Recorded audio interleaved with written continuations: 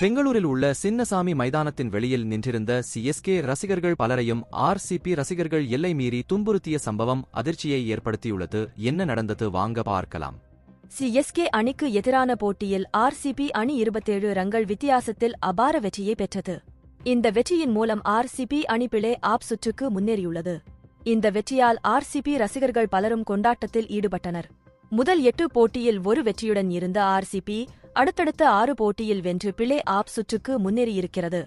இந்த வெற்றி ஐபிஎல் தொடரின் மிகப்பெரிய கம்பேக்காக ஆர்சிபிக்கு இது அமைந்துள்ளது. இந்த போட்டியை சுமார் 30,000 ரசிகர்கள் நேரில் கண்டு களித்தனர்.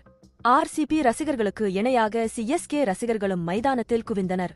இதனால் மைதானத்தில் இரு அணிகளின் ஜெர்சியும் அதிகளவில் காணப்பட்டன. ஆட்டத்தில் இரு அணிகளின் கரகோஷமும் மாறி மாறி எழுந்து கொண்டே இருந்தன. இறுதியாக ஆர்சிபி வென்ற சூழலில் சிஎஸ்கே அணி ரசிகர்கள் பலரும் சோகத்துடன் மைதானத்தில் இருந்து வெளியேறினர். அப்போது ஆர்சிபி ரசிகர்கள் பலரும் சிஎஸ்கே ரசிகர்களை எல்லை மீறி துன்புறுத்தியது தெரிய வந்துள்ளது. இதுகுறித்து சிஎஸ்கே அணியின் தீவிர ரசிகரான சரவணன் கரி தனது ட்விட்டர் பக்கத்தில் சிஎஸ்கே ஜெர்சியுடன் சின்னசாமி மைதானத்திற்கு வெளியில் இருந்த அனைவரையும் ஆர்சிபி ரசிகர்கள் துன்புறுத்தினார்கள்.